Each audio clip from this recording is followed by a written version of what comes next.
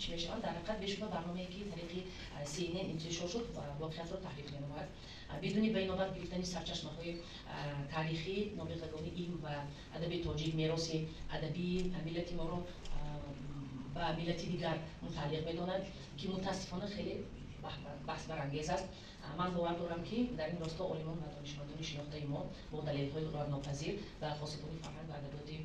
ملی پاسخ‌های شایسته خواهند داد. و تاکید یک نکته مهم است که این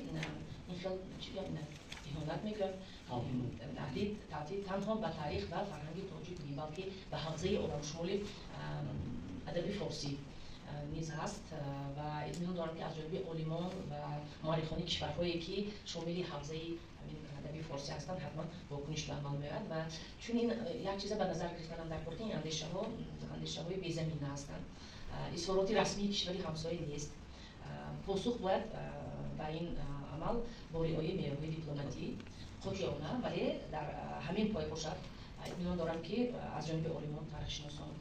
اعضای اکادمی ملی علوم‌های تاجیکستان نه تنها در رسانه‌های وطنی بلکه در رسانه‌های خارجی نیز صورت خواهد گرفت.